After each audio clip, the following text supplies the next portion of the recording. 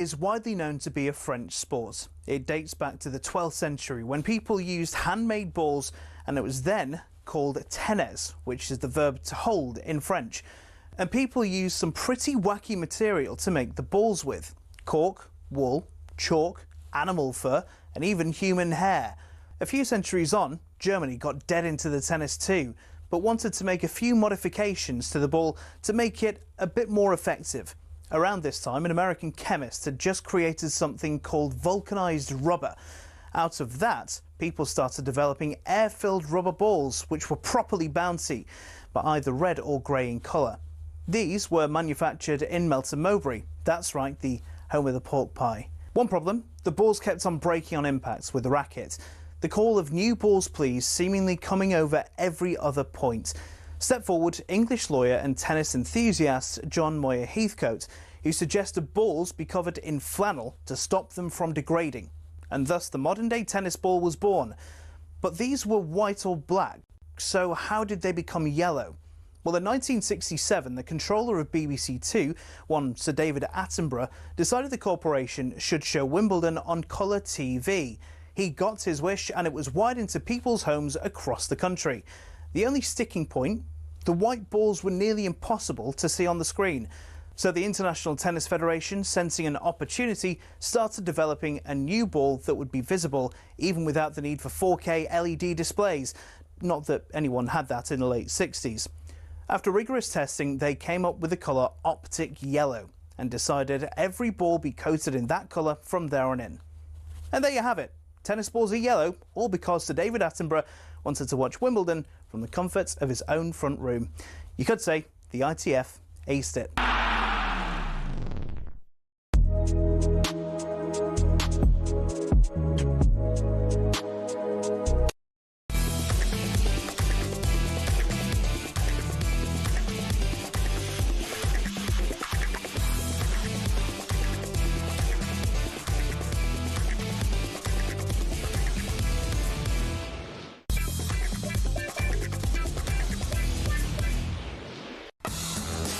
Good morning, welcome along to Sunday Edition with myself, Shaun, Custis and Henry Winter. Struggling in the cricket, bad night for the Lionesses, only 2 Brits left at Wimbledon, and it's not going great for the Lions either. So maybe Lando Norris, George Russell or Lewis Hamilton can cheer us up with victory in the British Grand Prix at Silverstone this afternoon. We'll talk to Tony Jardine about their chances just after 11 o'clock. Could Chelsea become the greatest team in the world? Yes, really, they're still on course for the Club World Cup trophy, with a clash against the Brazilians of Fluminense to come in the semi-final on Tuesday night. And we'll be reflecting on the tragic deaths of Liverpool star Diogo Jota and his brother Andre Silva, with the football world still in shock after their car crash. You can get in touch by texting us on 81089, we're on X at talkSPORT, or you can WhatsApp us on 03717 223344, and you can watch us live on your smart TV and on YouTube. Just head to talksport.com/watch for more details. This is Sunday Edition on talkSPORT. Morning, Henry. Morning, Shaun. Sadly, there's only one place to start, really, in our review of the papers in this first section this morning. Diogo Jota, his brother, are front page and back pages of all the papers, of many of the papers, really, after their funeral in Portugal yesterday. I mean, it's just beyond comprehension. And, you know, first and foremost, the thoughts and prayers are with their families and with the parents who've lost their 2 sons. I mean, it's unimaginable. And just going into the reflections, the Sunday Mirror back page of their sport, Adeus Diogo, and John Richardson, Rico, who we know well, has spoken to Liverpool legend Ian Rush, and who's just sort of talking about this is Rico spelling out what Rush has been reflecting on. Has no doubt that the Liverpool family will show their strength and help each other through the trauma of Diogo Jota's death, and also reaching out, obviously, to his family, as we've seen with the photographs of the Liverpool players, Virgil van Dijk, bearing one of the wreaths, Andy Robertson, with a floral tribute to Jota's brother, and then inside the Sunday Mirror Football in Mourning, Andy Dunn, their main football columnist. Diogo's legacy will live on, and if players are struggling, the club, city and the community will lift them. That is Liverpool. No one ever walks alone. And he's reflecting obviously on the players, but also on the family and friends of the two players, the support for them. If I can turn to the Telegraph, Ollie Brown, their sort of chief sports writer, he's just to read his opening paragraph, which sums it up, reflecting on the funeral obviously yesterday. Sunglasses concealing his tears, Virgil van Dijk carried a wreath of flowers artfully sculpted into a replica of Diogo Jota's Liverpool 20 shirt, a jersey so freighted with pain that it would never be worn again. And then he goes into talking about Andy Robertson and his tribute. But it's the photographs as well, the sombre pictures of the Liverpool players filing in, and of course the grieving family as well, and Ruben Neves who flew in. It's just the most desperate story. And football, what consolation, what comfort, what support that can be given, football will give, and the Liverpool community will give, and the Wolves community will give, and the Portuguese national community will give as well. And it was the awful contrast as well between how his season finished, winning the title with Liverpool, winning the Nations League, getting married, that wonderful video that they put out with his wife and his young children, and to go from that wedding only 10 days earlier to this is so tragic. It shows how precious life is and how fragile life is as well. And we think of athletes, sportsmen and women, in the prime of their life, in the prime of their sort of athletic career. Diogo was obviously 28.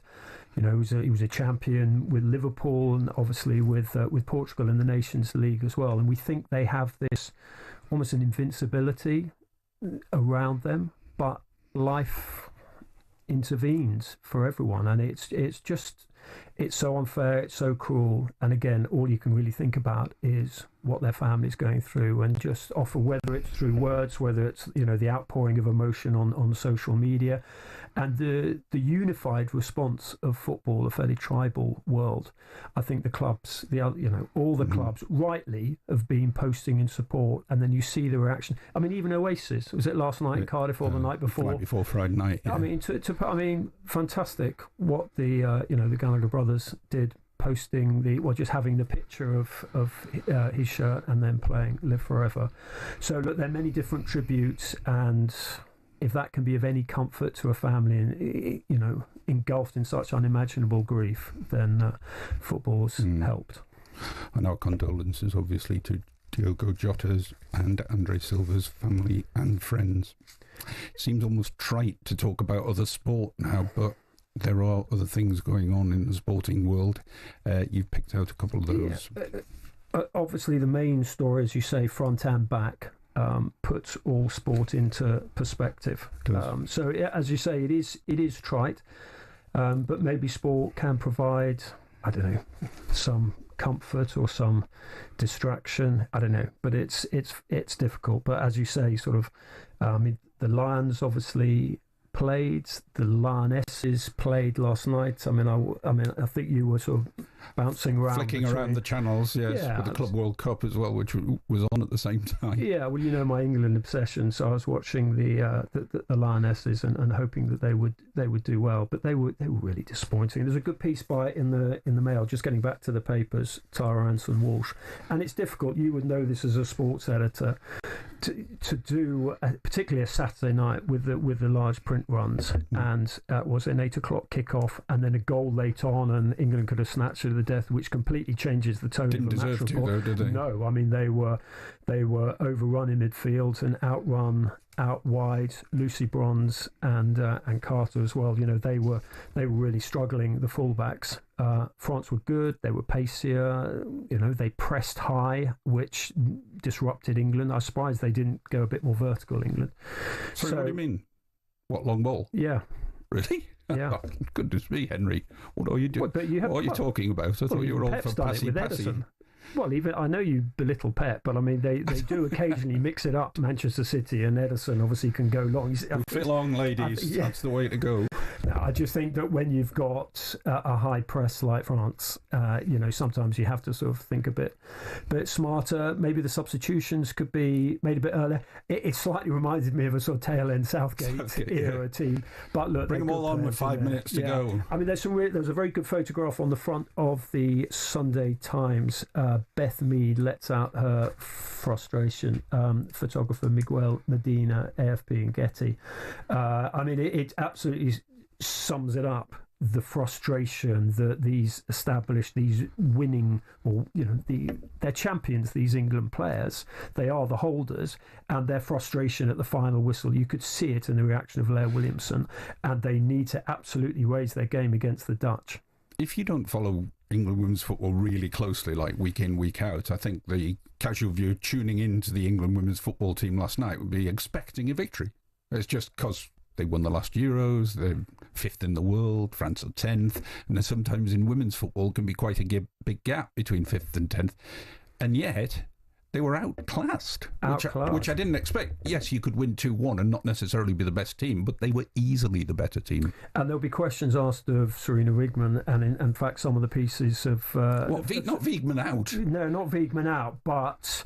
Is there an element, not complacency, because she doesn't seem like the complacent type, but you look at what France have done, the way they refreshed, the way they left out some of their big names, and obviously they absolutely went for it. And we're seeing a sort of growing trend across football of far more front foot football. I know you hate possession, so you probably love this. But France were quicker on the counter-attack, and they absolutely... I mean, Cascarina, I thought, was no relation, as we have to say on talkSPORT. We've cracked that joke about 4 times with Tony Cascarina as he left the studio. But I thought Delphine Cascarina was fantastic, and Carter needed more protection.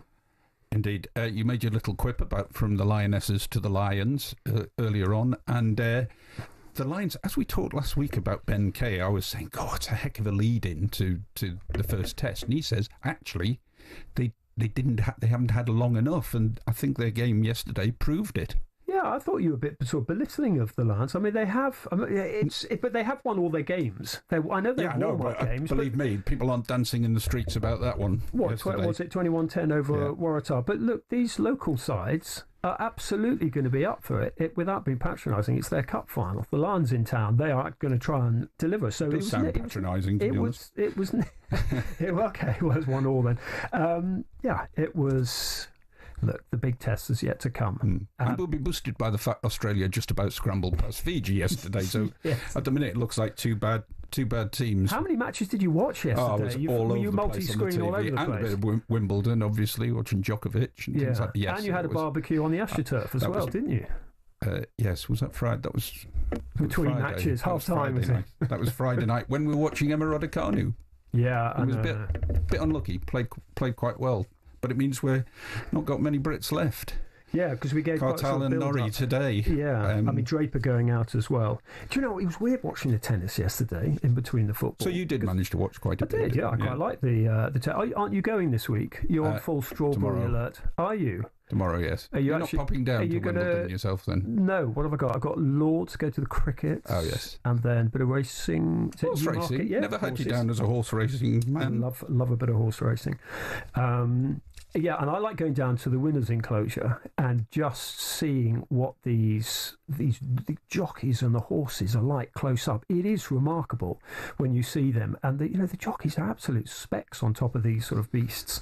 It's remarkable to see, and the sort of the bravery. I have only ever covered one race in my career, which was early on, and it was the Grand National, and I was told, you're absolutely useless, this is by the racing reporters, go and stand at one of the fences, nothing will happen, but if it does, come and tell us what happens. And the favourite fell, the most beautiful horse, I think it was called Dark Ivy, the most beautiful grey, and the screens came around and they shot it. And I was just thinking, it was just not a happy story, but it was just, that is the level of Anyway, it. producer Emir, go move on. Henry knows nothing about horse racing. It's flat racing, by the way, you'll be going to see on Friday. Thank you. Yes, I've been before. It's very impressive. I think it's flat. Yeah, it is. Very, very, very flat. You've been to East Anglia. It is. This is Sunday edition on talkSPORT. Next up, it's day 5 of the second test between England and India. And England need a miracle.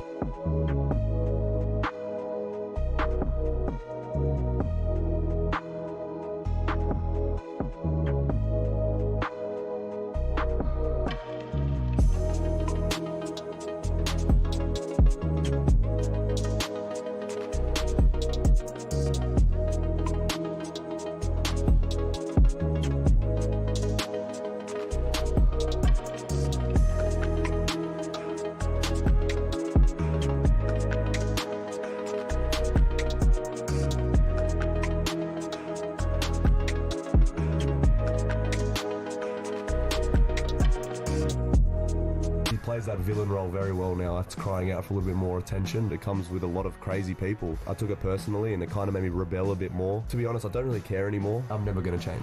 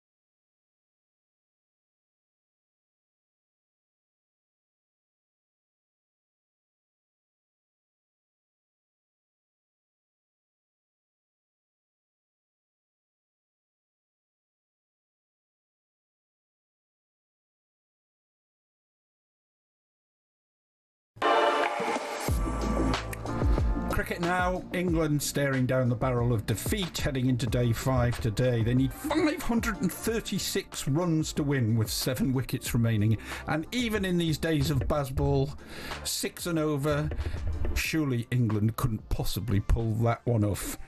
Here to talk about it, David Bumble-Lloyd, our special guest this morning. David, this is an impossibility, isn't it?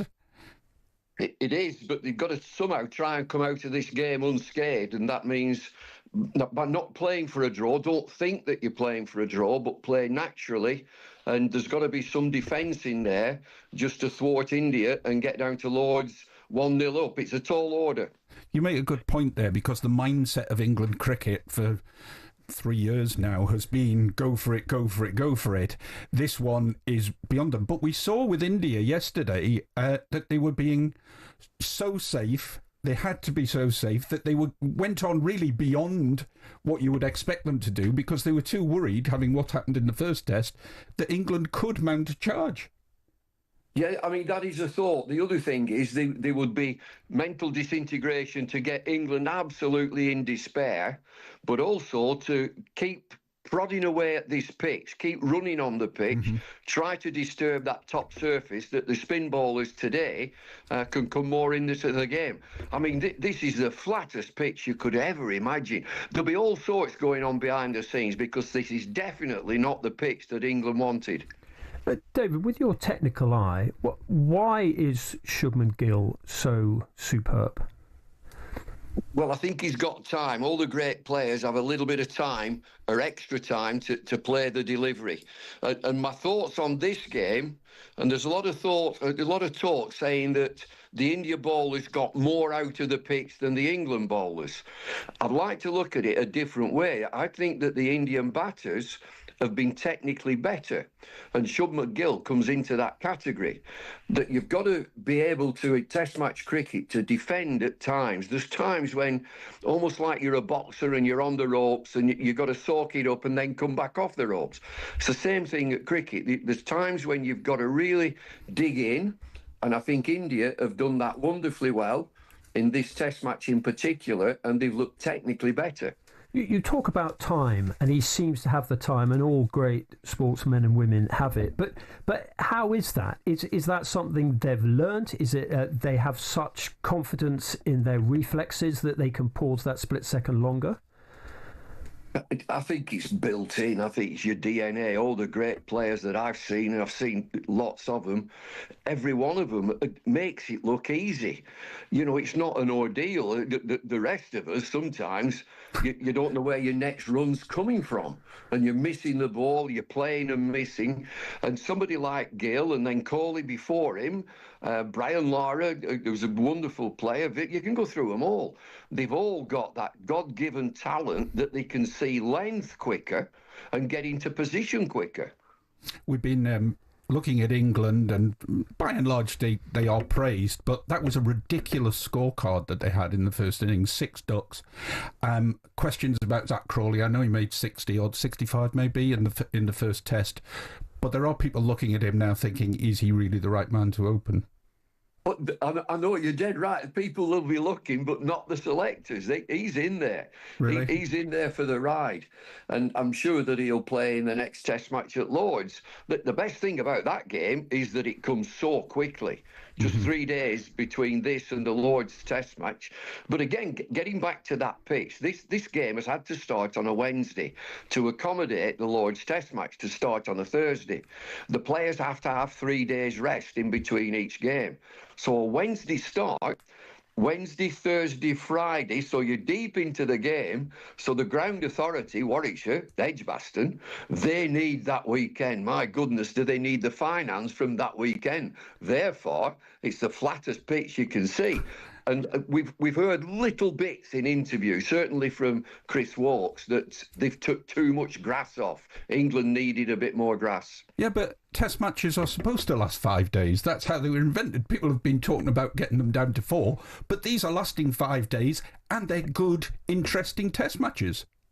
Yeah, they are. I mean, a 5-day Test match is what we need, and I'm not a fan of 4-day Test matches, but the players do slow the games down. What I am a big fan of is home advantage. If you go to India, I will guarantee that will be a spinning pitch. Home advantage. So in England, I would expect a pitch in England to have a little bit more grass on to assist their tall seamers. Now, don't forget, I've done this job. I've been England coach. I don't know whether it's changed, but I would suggest that it has. That you don't get near a groundsman. I could never, ever get near a groundsman to say, look, they've got a fantastic spinner. I want to keep him out of the game for as long as possible. It's not going to happen. I'm just looking at the back page of your August organ, David, the Mail, and it's talking on the back page about England ripping it up. Stokes set to drop entire seam attack for Lords because India have racked up the runs. Do you think that's the right approach? Have you been disappointed in the bowling? I think there'll be 3 changes because of the back-to-back matches. And it looks as if Karsh is carrying some sort of injury because he's limping. Josh Tong is blowing out of his backside. There's only 3 days, and they've got Jofra Archer ready to come back into the team. They've got Sam Cook, who's fresh, ready to come into the team, and I think Atkinson will be fit. So I wouldn't be at all surprised if that whole bowling attack changes, 3 changes. The caveat to all that is that Archer and Cook in particular haven't been playing. You can't just walk into a test match if you haven't been playing. Well, this is the thing about Archer. You know, he came in for the previous test, but obviously came in for this test, but wasn't picked because they weren't sure about his fitness. Everybody's going to worry that he might break down in the next test, aren't they? And then you really are stuffed.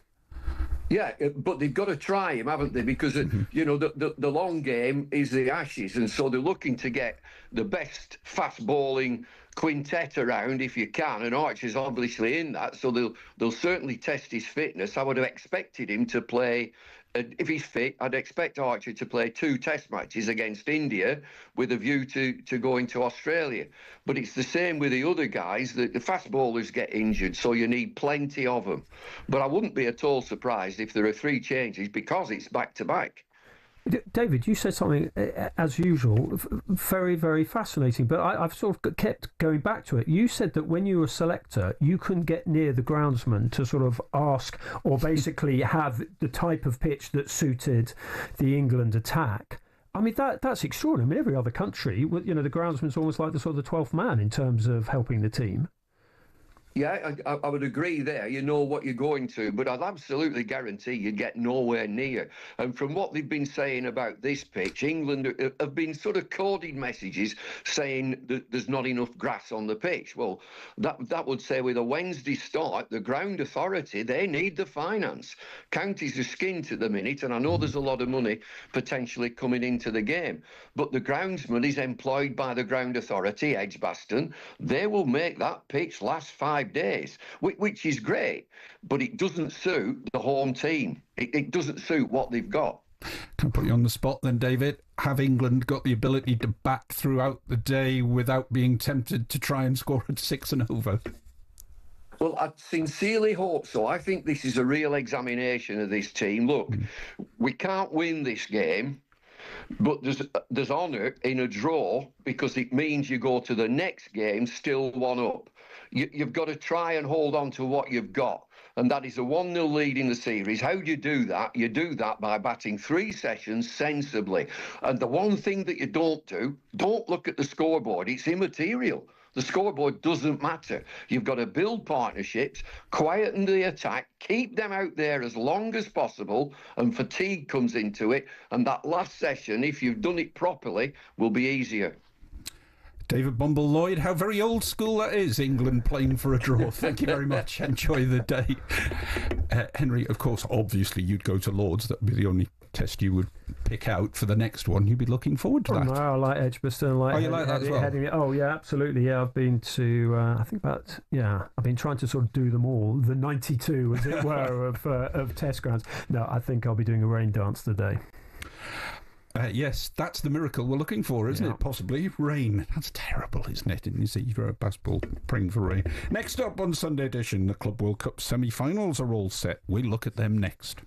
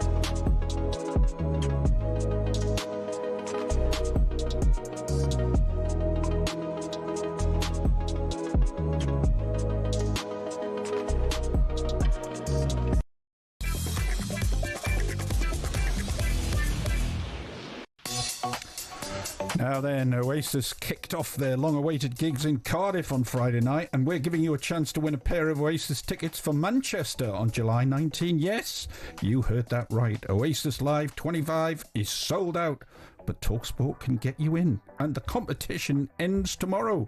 Alongside the tickets, we'll put you up for a night in a hotel and put $5,000 in your back pocket, completely tax-free. Listen up right now for everything you need to know and how to enter. On iArcade, you have to be over 18 to enter in the UK, excluding Northern Ireland, for the chance to win a pair of tickets to the most electrifying rock and roll reunion of the century, a hotel stay and $5,000 spending money. Text the word Oasis to 83338 by Monday the 7th of July at 11 p.m. and you'll be entered into the draw to go supersonic this summer. Text costs £2 plus one standard network rate message. You must have the bill payer's permission, or post your name and number to Oasis Prize Draw, PO Box 3190, Colchester, CO2 8GP, to arrive by 5 p.m. on the 10th of July.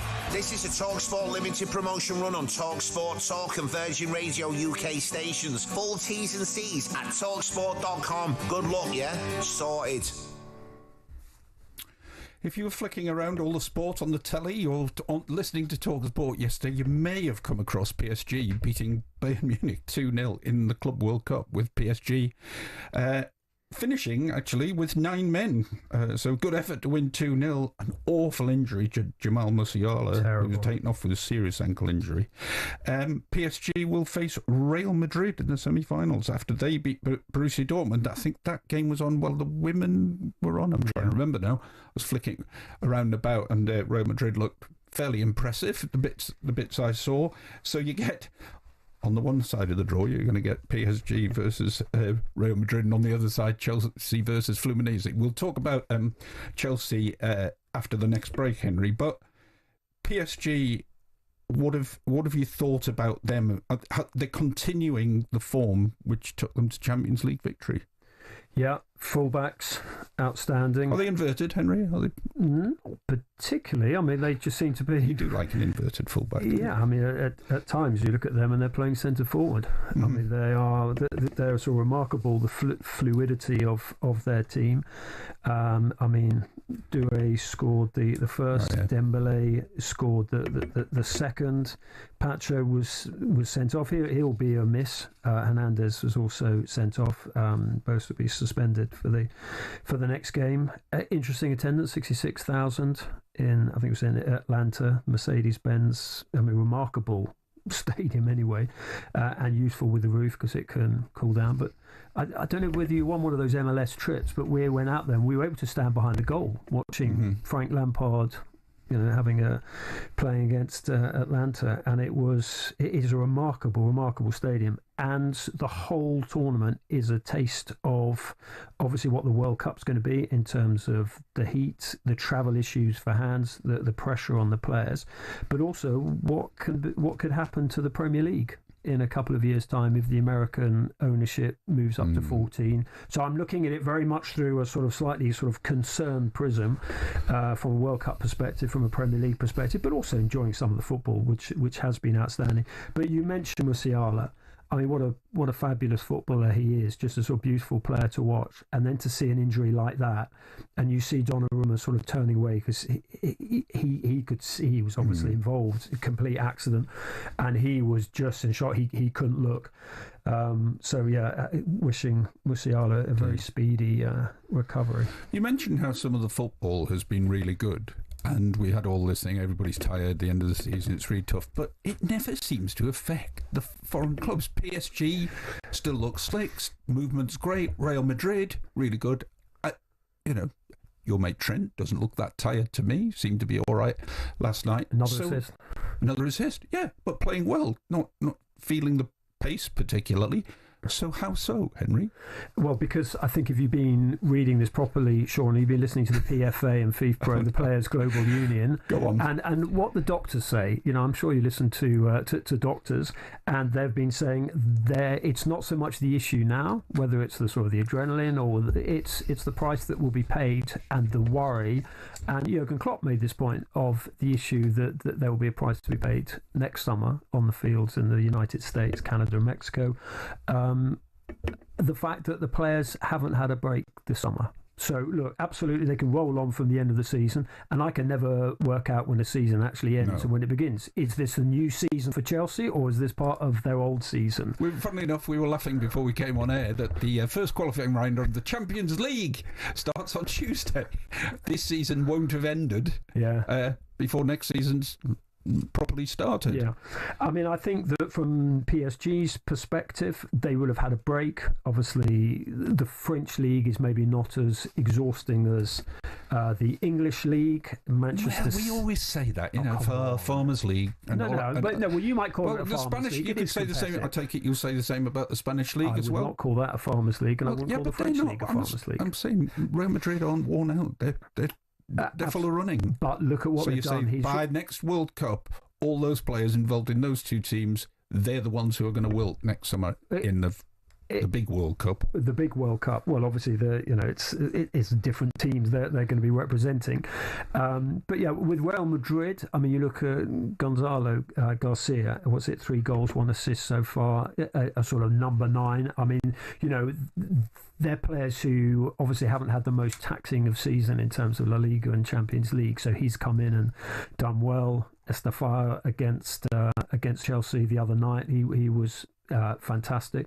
So yeah, look, I take your point, and look, it's a small violin when we talk about players and overplaying because of the money they get. And one of the reasons why Chelsea and all the other teams are out there at Infantino's bequest, because it's a vanity project essentially by him, is financial. And that helps PSR, helps pay the wages. So there is a quid pro quo on that, with the emphasis on quids.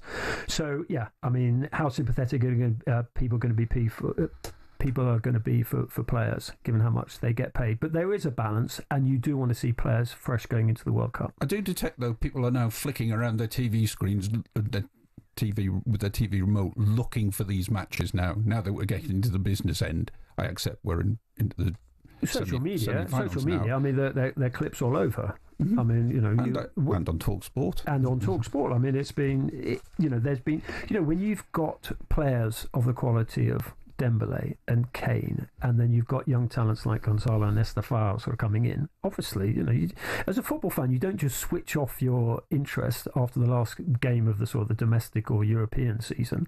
You don't just say, well, I'm going to go and watch cricket and do other things and watch compilations of your team during the season.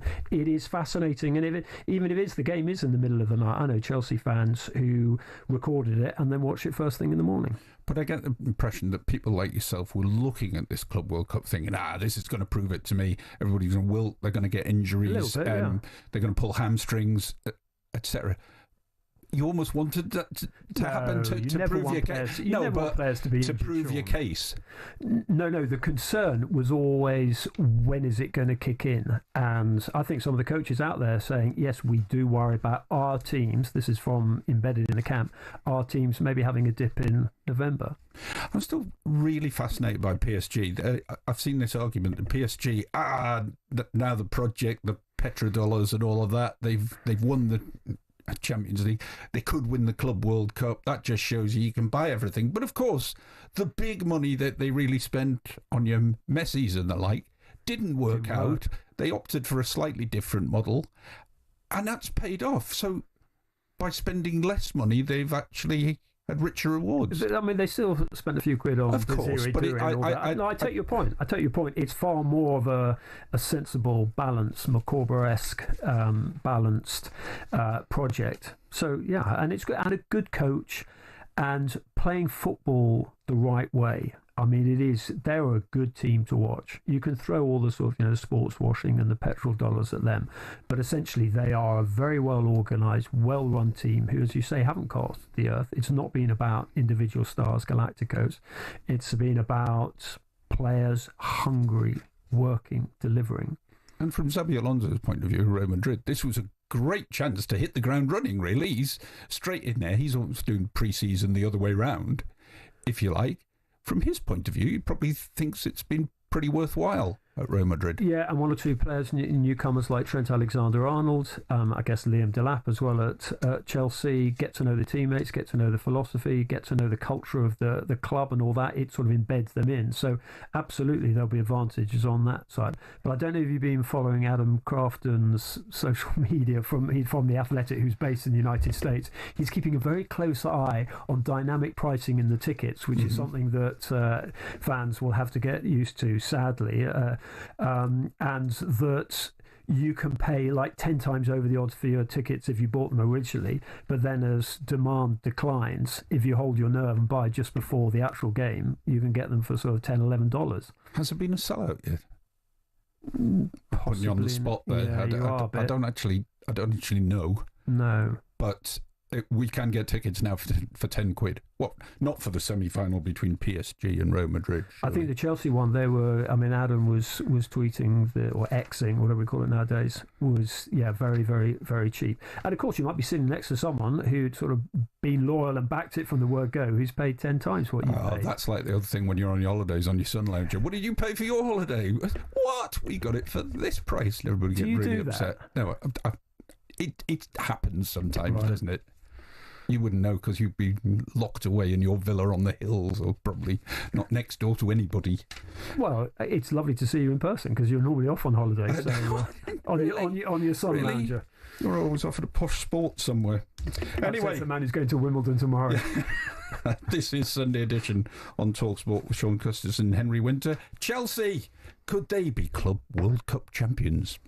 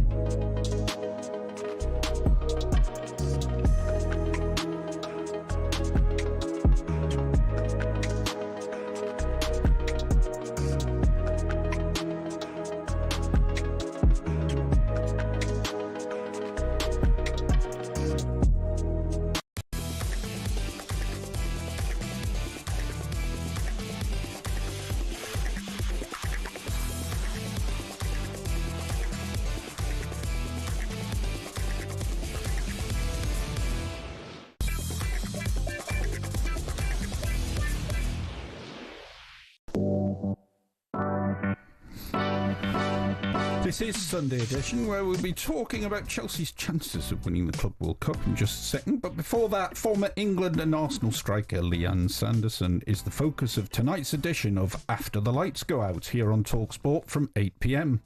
Over the course of an hour, Leanne discusses a range of issues with Leon Mackenzie and Steve Harmison, including being the first openly gay footballer, her fraught relationship with the FA, and receiving social media abuse, including death threats, following her move into her current profession as a football pundit. To some people, they can't handle someone like me. So, I'm a woman of colour, I'm a woman, I'm a gay woman, do you know what I mean? And I'm talking about men's football. So for me, it's like I tick all the wrong boxes for some people, but in my eyes, I tick all the right ones. I've always said I don't want to be picked based upon the colour of my skin, being a woman or being gay. We can see through that. I see it on TV companies now. When people are on television, I think that's not what we're asking. We're just asking to be treated equally. Do you know what I mean? So we're not asking for a panel of all black people or all white people. That's not the point. The point is we're asking just to be seen. And I think people like myself wasn't on television 15 years ago. Do you know what I mean? And that's the reality. So we have progressed. And I think the backlash I've received since I started working at talkSPORT, Sky, everything, it was horrific at times, like awful. My mum was in tears at times, you know, my partner gets messages, and those are the things that people I don't think fully understand. Fascinating stuff from Leon Sanderson, who's speaking with Leon McKenzie and Steve Harmison. You can hear the full interview in After the Lights Go Out from 8 p.m. tonight, right here on talkSPORT. Just before I get on to Chelsea, Mike the Stokey has messaged to say, I think we need to move away from too much football for players. The clubs have a duty to protect their players, but they have huge budgets and massive squads. Therefore, they need to rest players when needed. The clubs are at fault for overplaying players, Henry. For overplaying them? Yeah. Well, yeah, but I mean, if FIFA are going to be throwing out new tournaments, then, and the clubs basically have to go, and there's a financial imperative and incentive for them going, you know, that's I think FIFA has to be more mindful. I mean, Arsene Wenger works for FIFA. I'll be interesting to know what his reaction would have been when he was Arsenal manager about the thought of a tournament in the summer when he would rather have had his players resting. I have noticed pretty much every club is using their full bench in the Club World Cup, 5 subs on. My slight worry about this is that FIFA may look at it and think it's very hot, everybody's using 5 subs. Maybe we should have 7 or something like that to improve players' chances of not pulling up hamstrings, getting dehydrated, etc. Do you think there's any danger they might look at that? I'm sure they will. I mean, you look at some of the innovations. I mean, the walk-on, the individual walk-ons like they have in NFL. I mean, I just think that is kind of disrespectful to the team concept if you're celebrating an individual player coming on and you've got the players either waiting around in the sort of dressing room area waiting to be called, and then you've got those who are actually out on the pitch sort of trying to sort of stretch and stay fit as another player gets brought out. You know, it's a team game, not an individual game. So I think there are certain things that they were brought in. I just hope there are one or two smarter minds than Infantino in terms of what's good for the game and what's good for the players and what's good for the supporters, who will actually look back on this tournament and say, right, that was a good idea, this is a bad idea. What do you think he might do? I think he'll just go with the road that leads to the most money. Now Chelsea march on with a 2-1 victory over the mighty Palmeiras. Cole Palmer's strike and an own goal gave Chelsea the win, and that, so I said before, they take on Fluminense in the semi-finals on Tuesday. They beat Al Hilal. They also signed João Pedro last week, signed for Brighton, and he went straight over there at the Club World Cup. Played well. Yes, to help out the team because the rest of them were tired, obviously, and a new injection of speed. So you thought they were tired? No, I'm just taking the mickey, really, okay, Henry. Right, They had to bring in a new player. And after Chelsea's victory, we caught up with Blues boss Enzo Maresca, and he noted how, despite their opponents' better match fitness, his team did well to combat tiredness. Probably the first 15-20 minutes of second half we struggled. First half we were very good and we finished very good, but it's also normal. At this stage of the season, the energy from South American team is a bit different compared to our energy because we are at the end of our season, they are at the beginning. It's normal, but overall I think we deal very well with that. Have Chelsea just had a bit the luck of the draw in this competition? Is that why they're in the semi-finals, or have they actually impressed you? A little bit. I mean, their resilience has impressed me. I mean, they had a 4-hour game the other day, so actually sort of staying focused on that. They did well there. Yeah, I mean, look, you would expect them to get to the final, but they are missing a couple of players suspended, Delap and Colwill. Reece James. Right. They've got 20 on the bench like everybody else. Yeah, but they might have 20 wingers, but you know, they would want sort of Delap to be in there and Levi Colwill, who I thought had a good end to the season. And then unfortunately Reece James got injured in the warm up, which was just frustrating because we know what an important leader he is. I don't think he's a midfielder, whatever Maresca thinks about his superior knowledge. I think he's an outstanding right back. And particularly when he gets forward down the flank. I just don't understand playing Reece James in midfield. Anyway, that's a separate argument because he's injured and I hope he's back for the semi. So you love fullbacks who went into midfield? I mean, it's just not his strength. And if the argument is, from Maresca's perspective, is that he's easing him back in to sort of protect his hamstrings, I don't know whether that is the case, but managers often do that, and playing in midfield rather than having him flying down the wing, then, well, there are other issues at play Seems there. to run in the family. Lauren James had a free role or something, didn't she, for England women? It's like I can't nail down a position for these two. Yeah, but I mean, for the first 15 minutes, she was terrific in that position, and then obviously Ella Toone came on. Anyway, I digress. Chelsea, have you been impressed with them? You say resilience, but are they playing good football? Not particularly, but I think you talk to Chelsea fans and they say, well, this is Maresca's style. I mean, they seem to be... I mean, the most exciting player with Chelsea links on the pitch was Estefao Willian, who is £52 million winger, a new Brazilian wonder kid. I know you're a great fan of Well, those. because we were talking about Endrick before we came on air. So I wonder what happened to Endrick. And I actually don't know. He may be injured. He is injured, is he? But he has actually flown out to talk to Real Madrid, who, in your terms, were for showdown talks. It might just be a chat over a coffee and say, where does he fit in? But we do get Brazilian wonder kids every couple of years. And remember, when he played at Wembley and scored, we were raving about him. This is the new superstar. And he's sort of disappeared off the map, hasn't he? Yeah, I mean, he's been, as I say, he's been injured, but the fact that he's flown out there and he wants to talk to Xabi Alonso and to the sort of big wigs at the club about his future, particularly with Gonzalo sort of coming in and playing so well, and then sort of the whole sort of Mbappe issue as well. I mean, Mbappe scored an amazing goal, so he's always going to play. And then you've got Vinicius Junior. So Xabi Alonso's diplomatic skills as well as his tactical skills are going to be tested. Anyway, getting back to Estevao. Did you see his goal? Yeah. Oh. Where's he going to fit into the team along with João Pedro and Liam Delap and Cole Palmer, do you think? How's that going to work? I mean, unless any of them can play through the middle. I mean, you know, they've just bought Gittins as well. Sorry, I forgot about. Yeah, but it looks like Madueke could be going to Arsenal. But you know, they do seem to stockpile wingers. I mean, if you take a step back, you go, actually, what they need is a goalkeeper and another centre half. They don't necessarily need more attacking players. Having said that, João Pedro, you just looked at the way he performed, hit the ground running. He was outstanding. 55 million quid. I mean, he's just he looks a real intelligent purchase. Interesting to see what they do with Estefao. I mean, it'd be strange to sort of send him out on loan. He needs, if you look at him, he's quite willowy. He needs, and a lot of the Brazilians are saying this, he needs to sort of bulk up a bit. So he might spend a couple of weeks in the gym at Cobham. But what a talent! I mean, that first touch to sort of take the ball away from Cole, and then that finish. I mean, it was unstoppable. Call me a cynic, but you talk about the goalkeeper and say they need a new goalkeeper. But of course they did have one that they paid £71 million for in Kepa, and he's just left to join Arsenal for £5, and they could have kept him, and he's only 30, so why didn't they keep him? I wouldn't call you a cynic on that. I would call you a very astute observer of a very strange situation. I mean, Kepa did have that dip. He did, yes.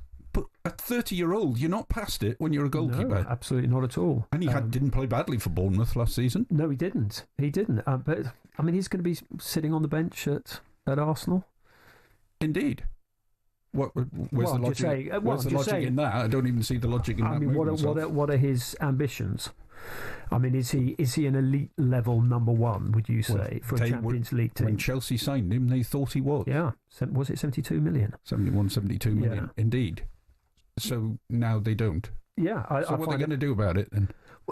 They seem to have... Look, there must be sporting intelligence and sporting expertise in that recruitment department. They must look... Maybe they could just ring up Petr Cech and just say, can you point out what is an outstanding goalkeeper?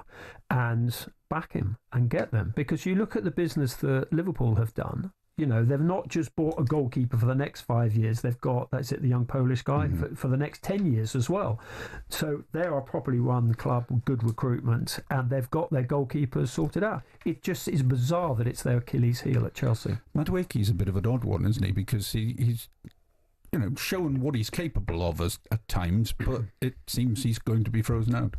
Which is bizarre. I mean, I thought he had a good end to the season, and he actually played well for England. Yeah.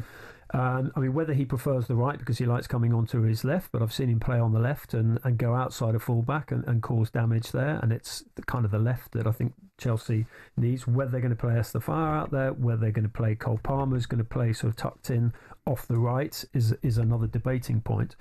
But yeah, I like Madueke. I mean, I know some Chelsea fans sort of question him, but I think there's a really good player in there. You're not convinced? I don't know. Do you think it's the answer to Arsenal's problems on the left or issues on the left? Is he an upgrade on Martinelli? No, not particularly. I don't think so. I would have thought Rodrigo would have been when he's fit. But he hasn't really trained on quite as much as he has. Hasn't either. So. Well, I think he has. I think there's been signs of it. It's quite interesting. If you follow Madueke's career, there's a sort of a coach that a lot of these young players work with in South London. And he really, it's quite interesting. You look at some of the videos of them working out, and he looks at their issues, their weaknesses, whether it's in finishing, whether it's in crossing, whatever, tracking back, and he works on that. So look, he's got the right attitude. Anyway, Chelsea to get into the Club World Cup final next weekend. You think they'll get through? Yeah, and then presumably lose the final to either PSG or Real Madrid? Yeah, possibly, but they'll say, I mean, everyone was pointing out that by advancing to the semi-final, they paid off their UEFA fine with one own goal, effectively. Yeah. Good for Chelsea. This is Sunday edition on talkSPORT. Silverstone today, plenty of Brits involved, but will it be another McLaren win?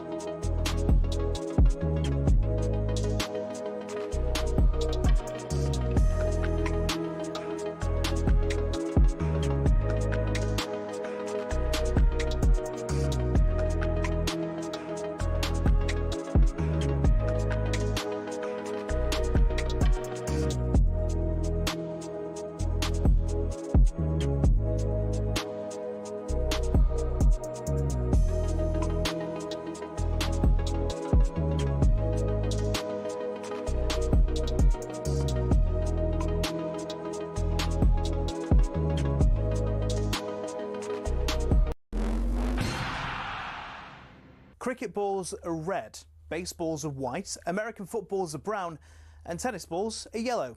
We don't even think about it really, but the story behind the tennis ball is actually quite interesting, and even involves Sir David Attenborough. I know. Well, here's the tale. Tennis is widely known to be a French sport. It dates back to the 12th century when people used handmade balls, and it was then called tennis, which is the verb to hold in French.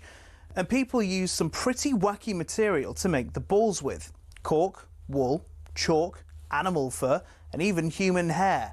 A few centuries on, Germany got dead into the tennis too, but wanted to make a few modifications to the ball to make it a bit more effective. Around this time, an American chemist had just created something called vulcanized rubber.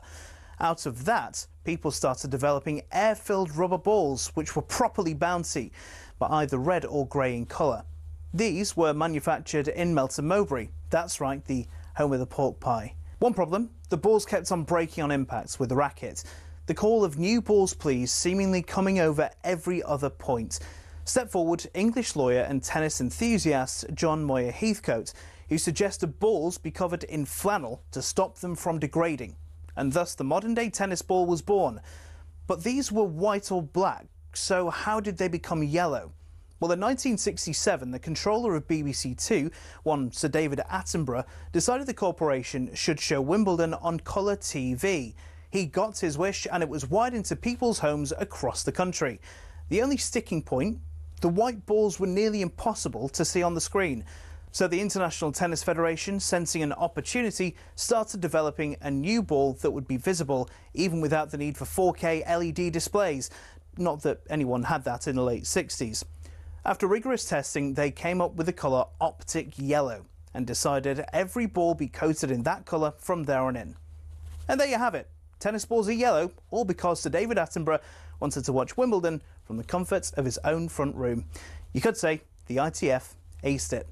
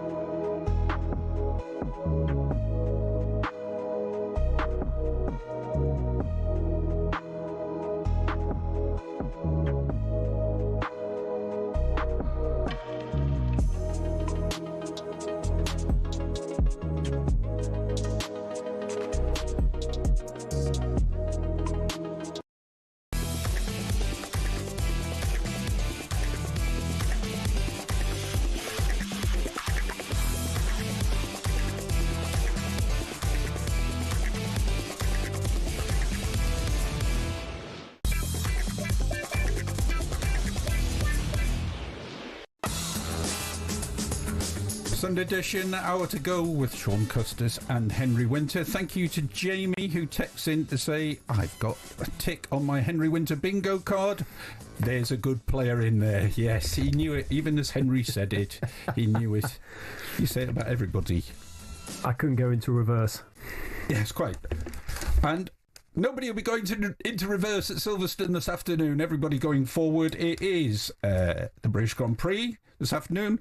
Max Verstappen in pole position, but we have high hopes for the Brits with Lewis Hamilton, George Russell and Lando Norris. Yeah, Lewis Hamilton, 9-times winner at Silverstone. And have I got time to tell my little Lewis Hamilton? Do tell us your Lewis Hamilton story, Henry. Yeah, so he came to an academy school in Corby, not that far from Silverstone. This was about 10 years or so ago. He'd already been a multiple world champion by then, and he was there to give a sort of 20-minute talk to kids from a fairly disadvantaged area of the Midlands of the country. And 20 minutes on stage, and I was asked, because I live nearby, just to go and interview him. And that's your F1 expertise. An F1 expert. So Mr. Google, my close friend now, because it was obvious the type of questions and what the sort of message that an individual, a role model, high-profile, successful individual like Lewis Hamilton would give. And there were probably about, I think, 700, 800 kids in there. And I sort of talked a little bit before Lewis Hamilton turned up. No one obviously was interested in me and my tales of being a sports journalist. And then Lewis Hamilton came in and the whole place went quiet. And whenever I hear criticism of Lewis Hamilton, I always think back to those sort of 15, 20 minutes in that hall, just seeing those kids who, some of them were heading down, cul-de-sacs in life. And then suddenly Lewis Hamilton comes in and he says, listen, it's difficult. He talked about the sacrifices that he had to make along the way, he and his family had to make along the way for him to be an elite champion. But he says down the road at Silverstone, there are many jobs that you can go into there, whether it's in hospitality, whether it's in the pits, whatever. And there were probably, and you could hear a pin drop as he spoke. So whenever I hear Lewis Hamilton criticised, I just think there are probably, I don't know, half a dozen of the kids from there who might have been wondering what on earth they were going to be doing in life. And Corby has had its issues post-Steel and all that, and he changed lives in those 15-20 minutes. So anyway, I just think of that when I see him. Absolutely, he's a very impressive individual. He is a very impressive individual, and he's a fantastic racer. And this is just another thing on that. Do you think Lewis Hamilton is properly appreciated as one of this country's greatest sporting figures? I do, and I'm also going to ask our F1 expert, Tony Jardine, who joins us now. Tony, is Lewis Hamilton properly appreciated? Good morning.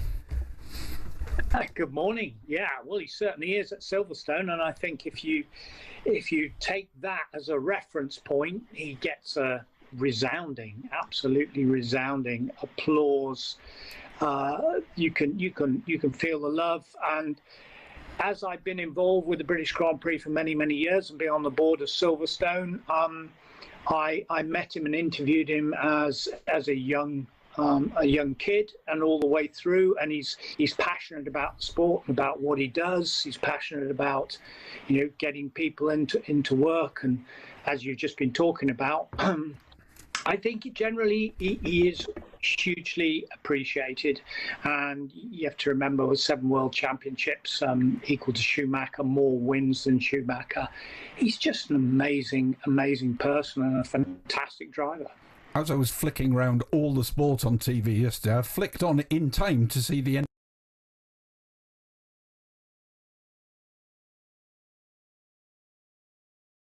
Yeah, I thought that as well, because he's on the first sector, he'd set the fastest time, and everyone was holding their breath. But in the middle sector and the last sector, it didn't quite happen. But yet, he was ahead of his teammate Leclerc, who's been out qualifying him all season. And let's be fair, the romance in red has not gone the way that Lewis Hamilton wanted it to go, or any of his army of fans around the world. And certainly from a Ferrari perspective, last year they were doing really, really well, and they thought they would transfer all that technological gain into this year's car, but it hasn't happened. And Lewis, to be honest, has been struggling, but you can see the lift he's getting from the British crowd, and he starts in 5th. And who knows, I think with the mixed weather conditions that they could be having today and the different strategies that all the teams are going to go into, he could have a chance. He could certainly have his first podium of the season. Tony, first, I love your image and the phrase "romance in red." Just in terms of Lewis's own romance with Silverstone, 9 times a winner there, is it the sort of he wants to sort of deliver in front of a British crowd, or does the track, with your technical expertise, particularly suit a driver of his quality? I think it's both of those things, because it's his home race and it's so important to him, but because Silverstone, as he's very well aware, is a heritage track, and the first ever World Championship Grand Prix happened there in 1950. It happens to be one of the fastest and most demanding tracks on the Grand Prix circuit, even as a heritage track. And it doesn't matter how many of these street circuits that they set up or fabricated tracks in Miami or whatever, they are absolutely dull by comparison to the incredible corners that you have on Silverstone, Maggots, Beckett's Complex, for example. He absolutely loves the track, and he had amazing success. I watched him in 2006. We were going through the Schumacher era, and I was working ITV at the time, and it was really, really dull because there was such dominance in the sport. And along comes Lewis Hamilton, who's won everything, and he was in the next category up, which was GP2, and he performed a maneuver and overtook 2 drivers at that high-speed complex at like 170 miles per hour in the supporting race. The crowd went absolutely mad, and he made his mark then. And then the following year, in 2007, when he made his debut at Silverstone, of course, that was it. He set the place on fire. I used to host the post-race party where we'd have all the bands come on and entertain the crowds after the race. Lewis never failed to show up. But, the noise the crowd made, and the crowd still makes for him, is amazing. And sorry, I'm gabbling on, but just to talk about the track, you have to think that pole sitter Max Verstappen said, this is a proper track. The car comes alive, and it felt absolutely sensational. He loves the place. We sort of concentrate on Hamilton even now at 40 years old because he drives for Ferrari as well. But of course, we have two other Brits who've probably got a better chance of winning it than maybe he has in Lando Norris and George Russell. But maybe don't have quite the same star quality, Tony. Is that fair? Not quite. Yeah, okay. For sure. But I think Lando has captured the younger generation. And you only have to look up at Stowe. They've got a special stand for him. And that stand is full of people all wearing his yellow gear and hats. And they've got signs to him. They absolutely love Lando Norris. I mean, let's be fair. We are quite a partisan crowd up at Silverstone. But we also appreciate motorsport, and they love all the different nationalities. So long as they're giving them a great performance and loving their cars, they're really into it. Do you feel that Verstappen, having taken the pole position, is probably going to win it this afternoon? No, I think he's got a very good chance of winning it because Red Bull strategically are very, very strong. So they'll be thinking very carefully about their pit stops. They'll be thinking about the anticipation of coming in, maybe to change tyres before the rain comes in, if it does come in. But they will be amongst probably 3 or 4 different strategies amongst those top six or 7 cars, and any one of them could end up coming out on top. But let's be absolutely honest about this. They have had to put a small rear wing on this car in order to get huge high speed down the Stowe Straight, 220, 225 miles per hour. What they're sacrificing there is the downforce and the grip when they're going through the fast corners, and that's where the McLarens and the Ferraris now will be really good through those very, very fast corners. And the Red Bull is not as kind to its tyres as the McLaren is. It's a long, long race, but it's going to be a fascinating contest, and it's going to be a feast of watching driver skill at its very, very best. Tony Jordan, we'll look forward to it. Hope you enjoy it. Thank you very much. Henry, you'll be tuning in? Yeah, absolutely. I mean, I've only been to one Silverstone as a punter, and no one. I mean, it's such a schoolboy error. I mean, the noise is just incredible. If you're at one of the corners, it's just absolutely devastating. But yeah, fascinating listening to Tony. Yeah, I mean, it was really. I mean, when he made such a good point about sort of Lewis Hamilton, and rightly put me in my place. I mean, he obviously is properly appreciated. I just wonder whether he's so appreciated out with the F1 community, because I think he is. I think he's one of our sporting greats. Next up, somebody else who's really appreciated is our chief football correspondent, Alex Crook, with the transfer latest.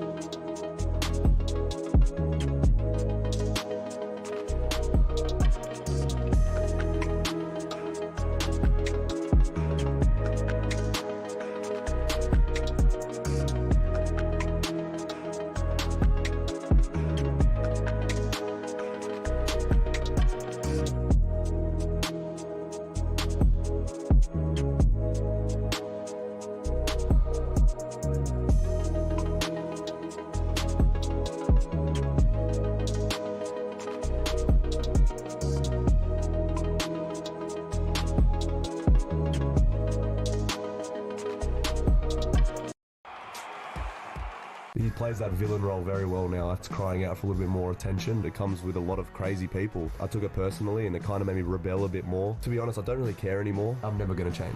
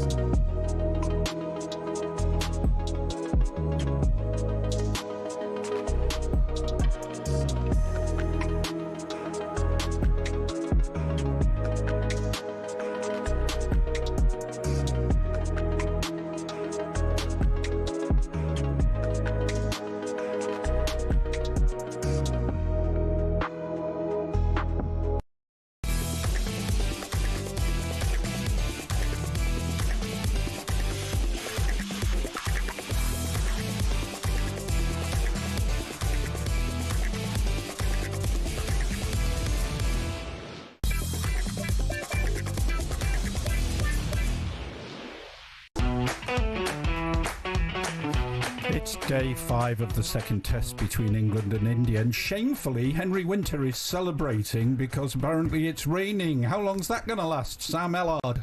There we go. Henry Winter celebrating rain. What's going on, Henry? So around an hour ago, it absolutely chucked it down. Pretty heavy for around half an hour, 45 minutes. It's still spitting a little bit now, but the rain certainly eased. The forecast is set to clear up for the majority of the rest of the day. So I think once this rain stops, according to the forecast, we should be okay for the rest of the day. But the outfield is pretty wet, so I think it's going to take a little bit of time for the ground staff to clear up the outfield. So yeah, rain's delayed the start, and I think even when it does stop raining, we could still be waiting at least maybe an hour or so to get back out there, because the ground staff have got plenty of work to do. But when we do resume, England will resume 72 for 3. The target for victory is 608 runs. India needs 7 wickets to win this game of cricket. So I think we've got a delayed start, but the forecast looks much better for the rest of the day, gents.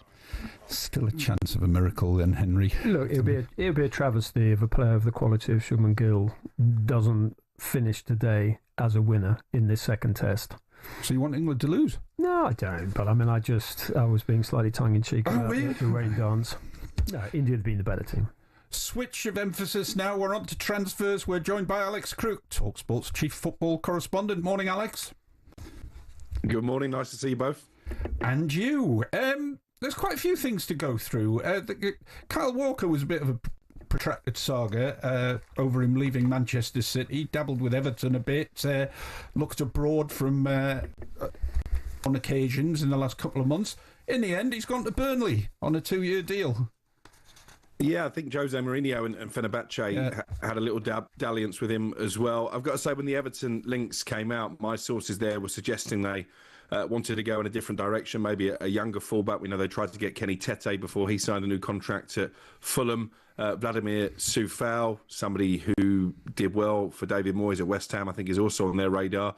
But yeah, Kyle Walker, this is fascinating. I'm old enough to remember when Portsmouth were promoted to the Premier League, and actually made me feel very old last week when I realised it was 23 years ago that they signed Teddy Sheringham, having won promotion from the Championship, and obviously Harry Redknapp signed the likes of Sol Campbell as well, Paul Merson, when they were still a Championship team. And this does have those kind of vibes. I think Kyle Walker coming into Burnley to lend his Premier League experience to what was already a really watertight defence last season. They broke all kinds of records for clean sheets, but obviously the Premier League is a different beast.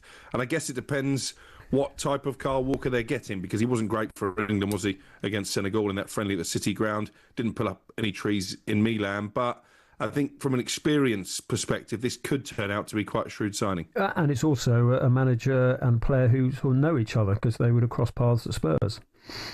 They played together at Tottenham. So yeah, they've got that relationship. And I think Walker, Henry, as you'll know, because you spent a lot of time in and around the England team, he's still got a burning desire, hasn't he, to be part of the squad when Thomas Tuchel flies out for the World Cup next summer. And obviously feels playing in the Premier League is his best chance to impress. Do you think he deserves to? I would probably go in a different direction, but I think it's an interesting balance that Tuchel is trying to strike in terms of looking to the future, but also using those experienced players, Jordan Henderson, Kyle Walker, to try and restore a bit of order to a dressing room that maybe became a little bit unruly during the European Championships. We were talking earlier, Alex, about Madueke at Chelsea and wondering about the possibility of him going to Arsenal. Do Arsenal really need another left-sided player, and why indeed are Chelsea prepared to lose Madueke, who Henry's been impressed with sometimes when he played for England? What do you think the latest is there? Yeah, I think he was one of the few players to come out with any real credit in that game against Andorra. I thought he played pretty well compared to his teammates. We know that the business model at Chelsea is signing players with future sell-on value. I'd imagine if Madueke does leave, they'll turn a profit on the balance sheet. And, of course, it's all about PSR these days. They've got Jamie Gittins coming in. I do wonder if he does end up at Arsenal, what does that mean for Gabriel Martinelli? Because there's interest from some big European clubs and from Saudi Arabia. Would Madueke be a Martinelli replacement, potentially? Arsenal haven't had much of a shout regarding Rashford. Are you surprised by that? No, because I think Mikel Arteta looks into players' attitudes and characters as much as their you'll be winding Henry up ability. here, Alex. Listen, I love Marcus Rashford. I think his demise at Manchester United actually is a really sad story, because I think he's got all the talent in the world. He's shown that. I'm just not sure, and maybe Henry will push back on this, that the application matches the ability.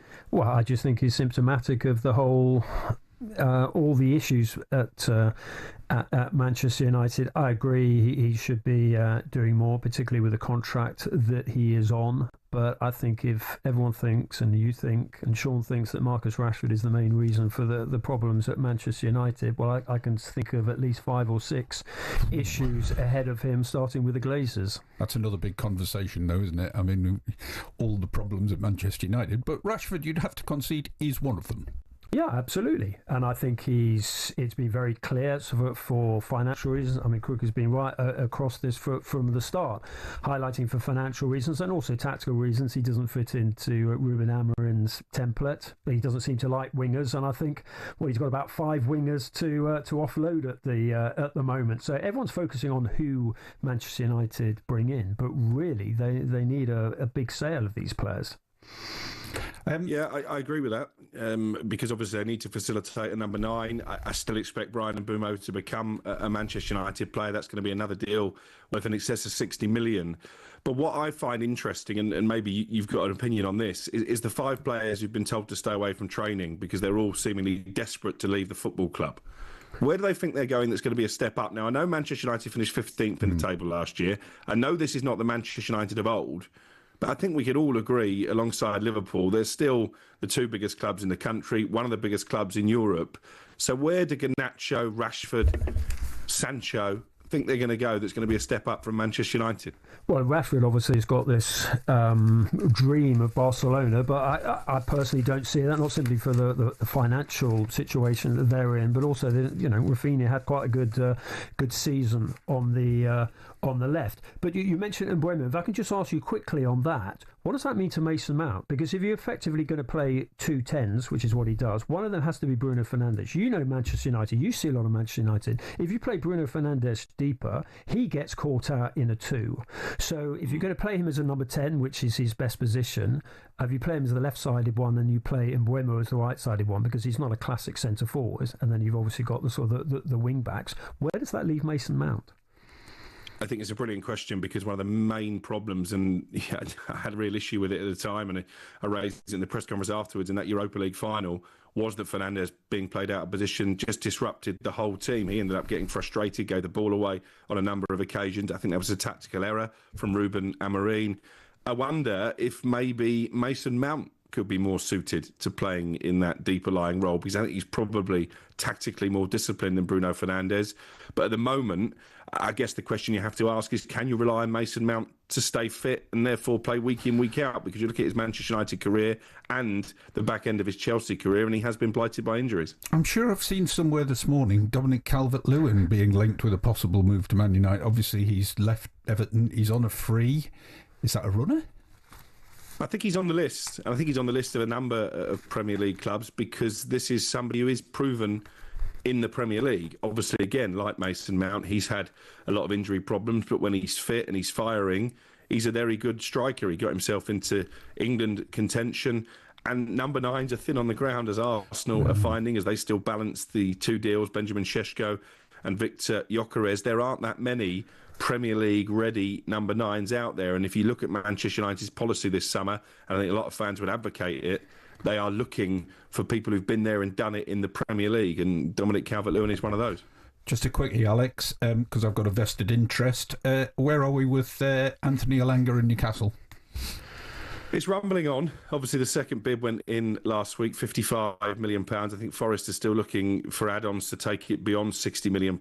They look at what Mateusz Cunha has gone for. They look at what Brian Mbeumo is likely to go for. And again, this is someone who's been there and done it in the Premier League. He's someone that Eddie Howe has chased for a long time. We broke the story exclusively on deadline day in January that they were trying to get a deal done. They left it too late on that occasion. I don't think it's imminent, but I think there is a positivity on all sides that it can happen. And they need a player in, don't they, Newcastle, just to lift a bit of the gloom, because they missed out on Dean Howson. Brian Mbeumo has made it clear that he won't be going there. James Trafford at the moment is at a bit of an impasse because of the fee. They're in the Champions League. They've won their first cup in 70 years, but they need reinforcements in order to be competitive right at the top of the table next season. And to be considered anything by the fans, I think you have to be 60 million these days. It used to be just about over 30, now it's 60 to be considered worth being a player at your club. Alex Crook, thank you very much. Great to talk to you.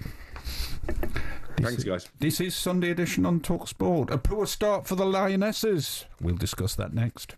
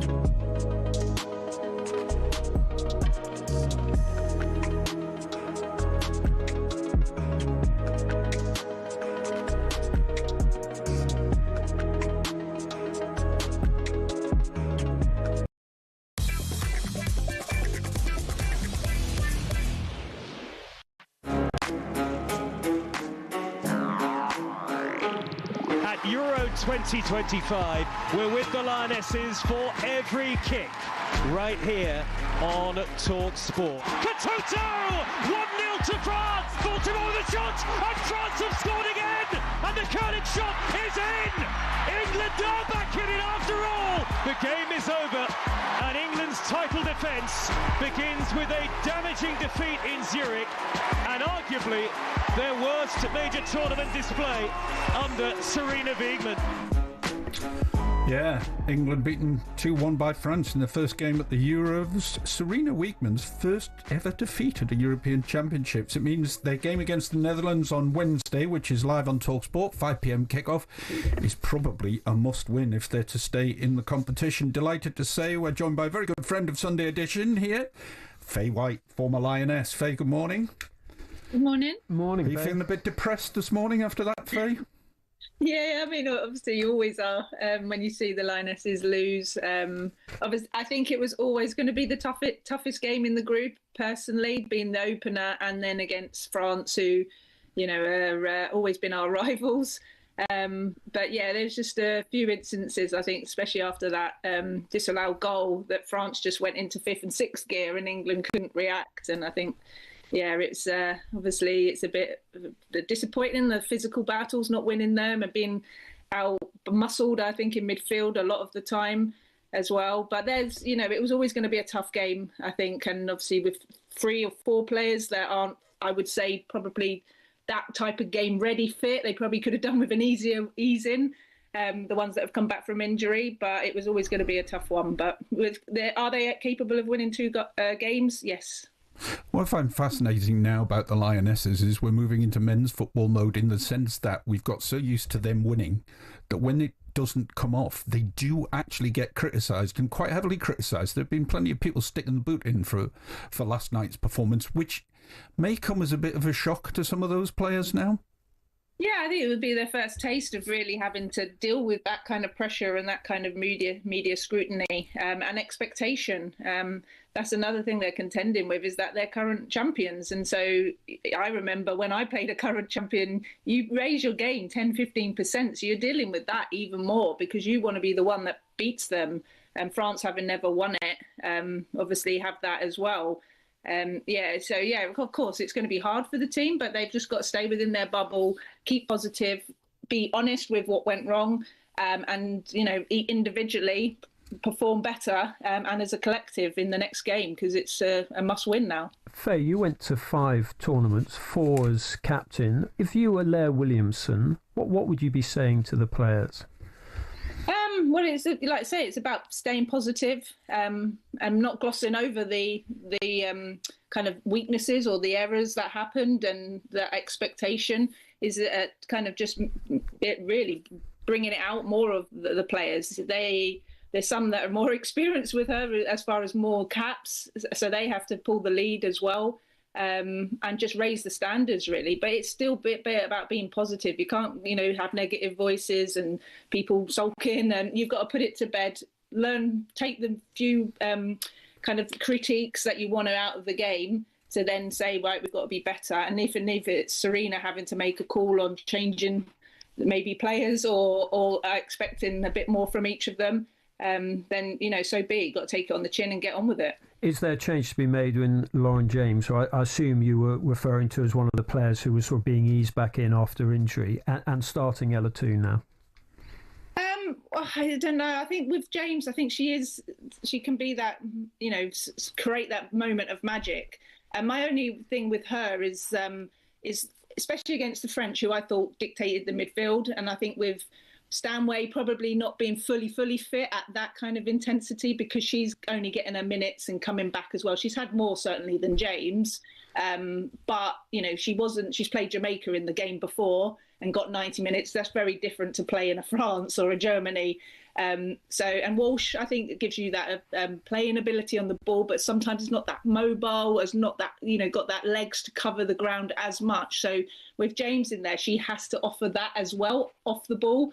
We know what she can do on it, but I look, everyone's comparing her to like Kelly Smith, the next game changer, the one that if you need someone to pull something out of the bag, she can do it, and she can. But Kelly Smith also, when she played in that role, would be on our penalty box making tackles and, doing recovery runs as well. So it's that kind of mobility and work rate, I think, that's my just thing that she needs to learn or get better at. And if she's going to be that type of player that just dictates the whole game like Kelly used to. So, there could be that it's Clinton comes in for Stanway, just to give that strength, or if, maybe would she start that, or would she maybe make that change a bit quicker in the next game? That's the thing. You say you've got a strong squad and you've got to use them. Clinton looked good when she came on. Obviously, the French have made one or two significant changes by then. But in terms of further forward, Alessia Russo, who just is tireless the way she holds the ball up, takes a kicking, runs all day. How do England get better support to her? Yeah, I think I agree. I thought if anyone that was coping with the physicality of the two centre halves, she was trying to do it. She was winning the free kicks or getting the ball, holding out, getting her body in the way.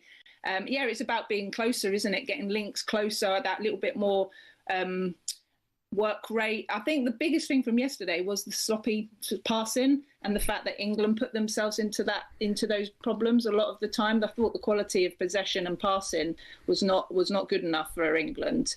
And so that has to improve, because if you're going to make that pass and she's going to make that run, and the forwards and Mead and Hemp are going to get in support of her, they need to know that they're not going to then be caught out having to recover. There's just too many sloppy errors, I think, and passing that we would expect, the likes of Leah, Williamson, Greenwood, even Walsh, her passing to make it and to make sure it hits that player that they're intending. One player we haven't talked about, Faye, is Chloe Kelly. I'm fascinated by Chloe Kelly because she's obviously had probably the most high profile of the players, yet very rarely starts games.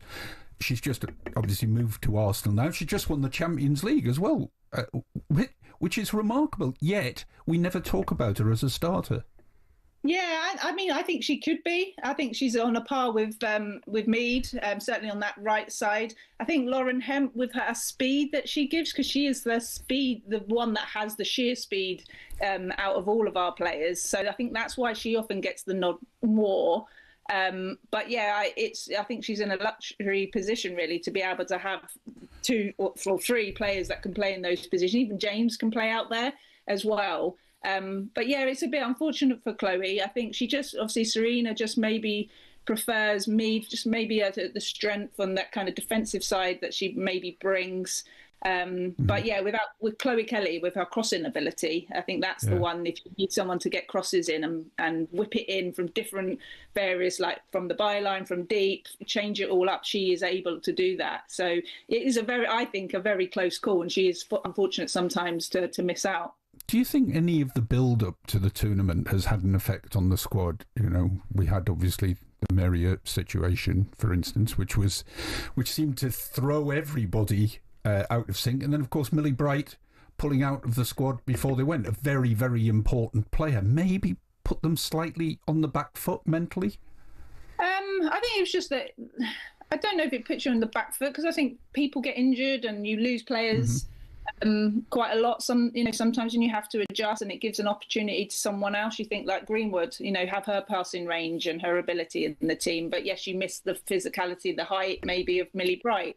But I think you just, as players, you have to deal with it. It's probably more that constant being asked about it, because if you're in a bubble, you can just talk about it and move on. But when you're constantly asked about it, it just brings it up. I'm not sure too much. Really, I think the thing for me was just that kind of choice of that last game for England of playing Jamaica at home.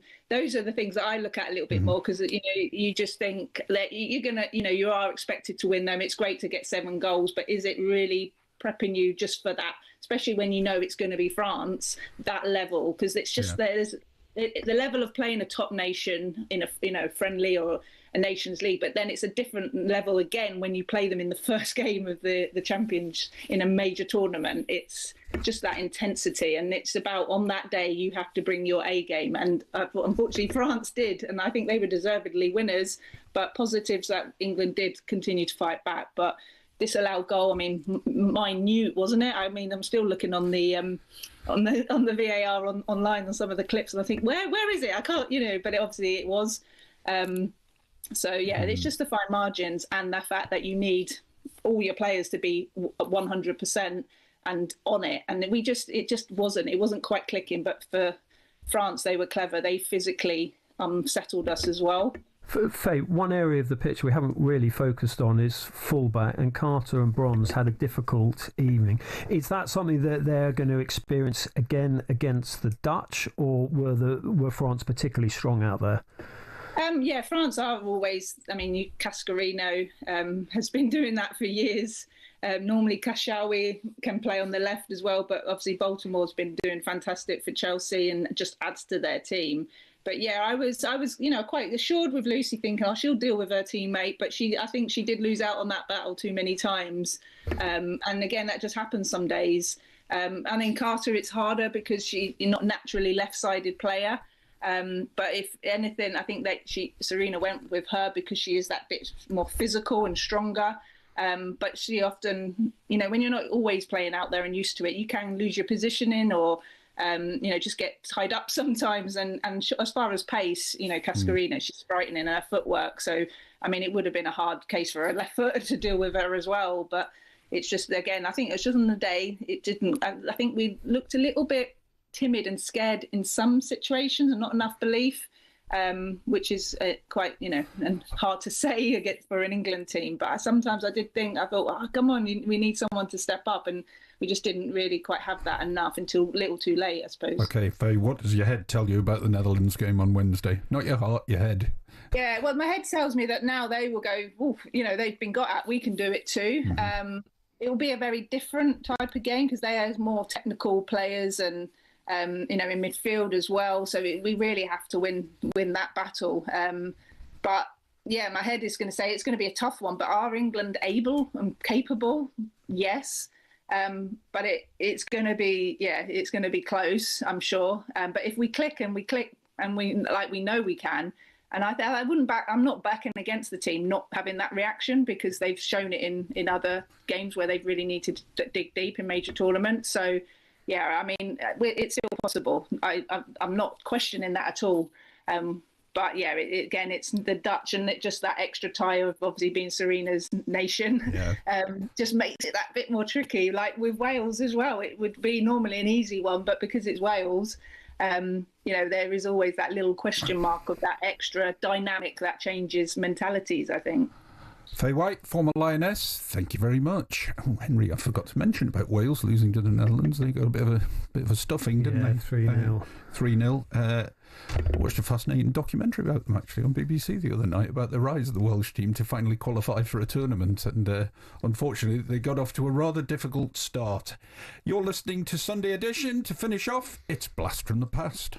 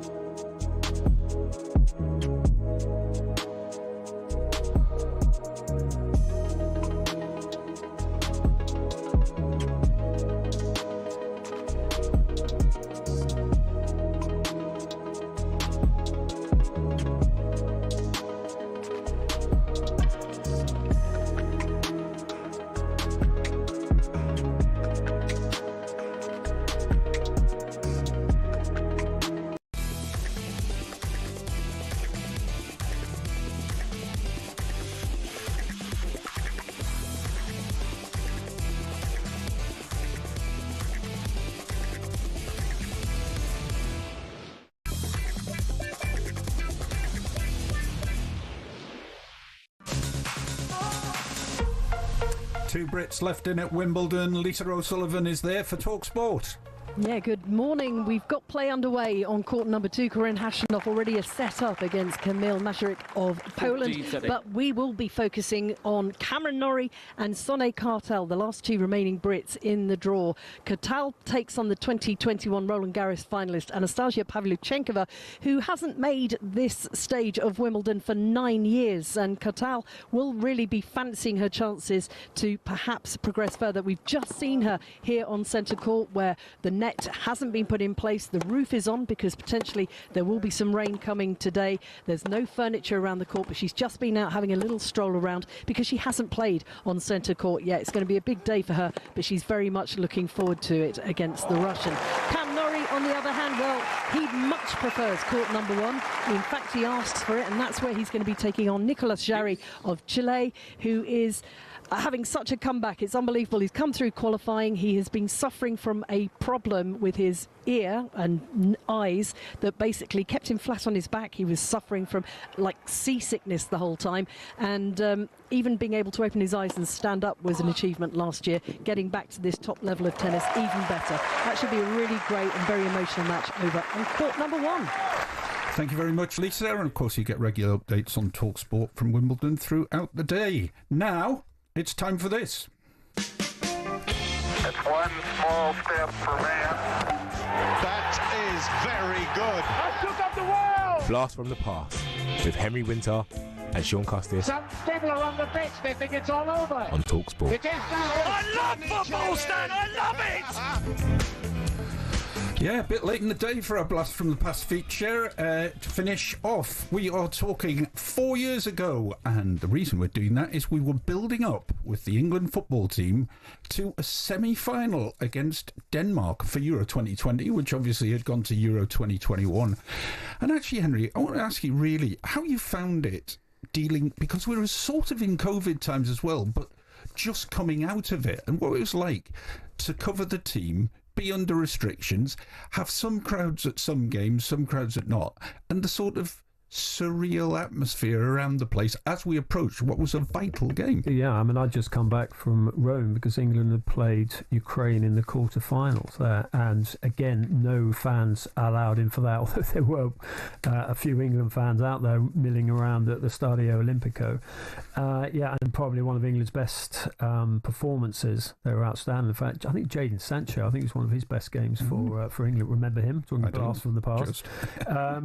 Yeah, so it was very strange, and the social distancing at St George's Park, small groups of us and the sort of the players distant, but obviously wanted to talk and open up. But yeah, it was a strange period. I mean, even the final, which obviously had sort of it descended into a mess on and off the pitch. Even that was, I think, it was what 2/3 full, was it? It was allowed in, and obviously it caused problems because people thought, well, they're going to be empty seats, we can get in. Back page of the Mail 4 years ago today. Harry Kane, we can seize the day. My mind goes back to Russia. We mustn't let it be like that. This must, and of course it came off. It did, but I get the feeling we go round and round in circles with this sort of stuff. What can you draw on? What are the hopes? Can we get over our semi-final? Which of course we did. So it was a step forward. It was, but that is partly us. In terms of the media, the questions we ask, we always give them, is it time to deliver on the eve of every tournament? Time to deliver is always a belter, isn't it? And then on the eve of a big game like the semi-final to Harry Kane, is it the seize the day? And seize the day is obviously a very useful response for headlines. I get sometimes a bit frustrated with pieces in the papers which always talk about how a team prepares, how these are the secrets of why they've won X, Y, Z, lentil soup at 6 o'clock in the morning, games of paddle, whatever it is. And this one in the Mirror talks about how England are getting in the right mindset for playing Denmark. They had an Ed Sheeran gig and ice cream, which is part of Gareth's plan to put players in the mood. No mention of unicorns in this one, but Ed Sheeran and ice cream. Well, inflatable unicorns are very popular with Southgate and the players. A bit of fun, good for the photographers. I mean, look, if the players want to listen to Ed Sheeran, I mean, as long as they're practicing penalties, I don't think that's an issue. The ice cream vans was actually quite funny because we were talking to, I think it was either Kieran Trippier or Luke Shaw at St George's Park, obviously outside, and 2 ice cream vans went past.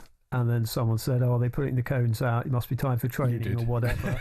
And then there were a few, is it fab or should we be doing this interview on Zoom? We launched through all the jokes on that. But look, if it's a bit of fun, I don't see that's an issue because we know how bored England players can get. And this was we talked about last with Capello. week. Capello couldn't understand it. And Southgate, to his great credit, actually made sure that the players were more entertained and they went further in tournaments than before. But we were talking a bit about the Lionesses, about how it was a bit of a dodgy build-up to their tournament with the off-the-field things going on with Earps and Brighton. Faye didn't seem to think that had much of an effect, but it does a little bit, doesn't it? And as you lead into a tournament, you need to go into it with a positive mindset. And actually, for this one, England had, albeit COVID was causing all sorts of problems. Just on the Lionesses, I was out in Spain, in Barcelona, obviously, for the Andorra game, and I missed time. I got out there early, and I actually went and watched the Lionesses play.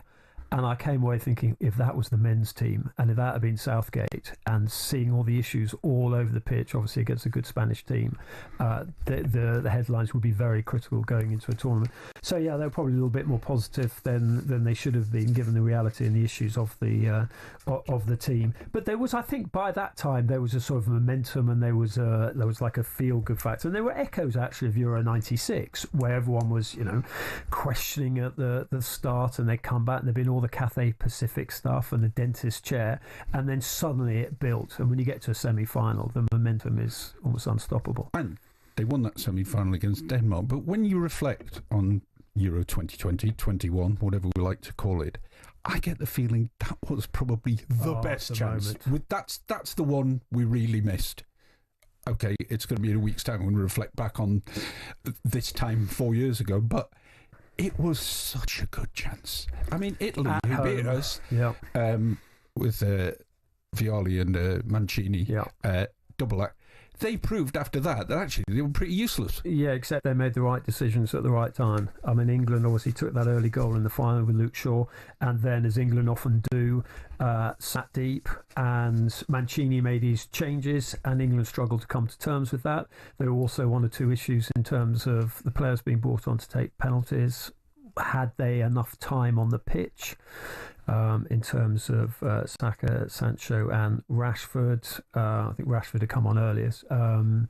So yeah, I mean, it was just it was a absolutely wretched day, and everything put into perspective by the shocking abuse that the 3 black players endured afterwards for missing the penalties, which obviously was awful, and they should not have had to put up with that. And we saw later how they were asked about it as well, following on from that, and they needed to almost put it behind them, and it was something that not quite haunted them, but it was there, wasn't it, all the time? Yeah, I mean, I think Southgate was obviously, the way he went over and sort of consoled and supported the players. Also, when they went back to the clubs, how important the clubs were, and also how football was generally. I remember Arsenal played early on in the season, the start of next season, their first game. The Brentford fans were fantastic to Saka when he was warming up, and then when he came on. That was a wretched day. I mean, you sensed it as well, just walking along Olympic Way, heading into the ground beforehand, that there was evil in the air. Yes.